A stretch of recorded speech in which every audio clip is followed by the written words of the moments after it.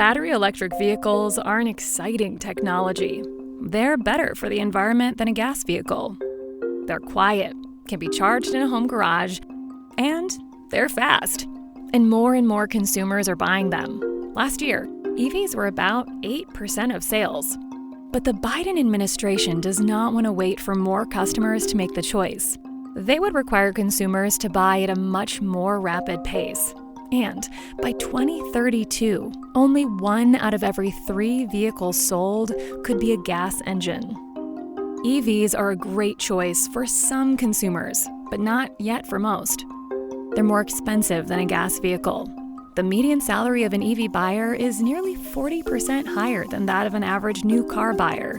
And 96% of people who have an EV have at least one other vehicle that is not battery electric. Further, the majority of Americans don't have a garage for convenient charging. They worry about the loss of driving range in cold or hot weather. They have busy lives, making it hard to take the extra time to charge an EV. People who drive trucks worry about a dramatic loss of range when towing. And consumers are concerned about the resale value of battery electric vehicles. There are also big discrepancies across the country in EV sales, an indication of consumers' hesitation.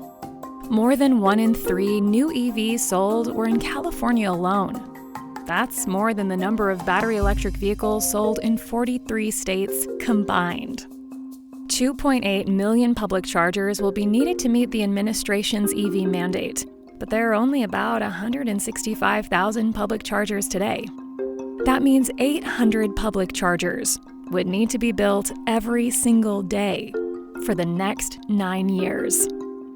Congress approved $7.5 billion to build out a public EV charging network, but the program only recently installed its first charger 2 years later.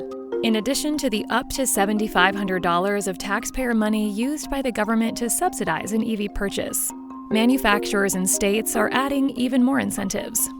All that cash should spur sales, but consumers are still not choosing to buy EVs, causing them to stack up on dealer lots. So what will happen when the government demands that 10 times as many EVs are sold? Everyone wants to help create a cleaner environment, but there's more than one way to achieve that goal. Hybrids are a good option. They reduce carbon and are more affordable.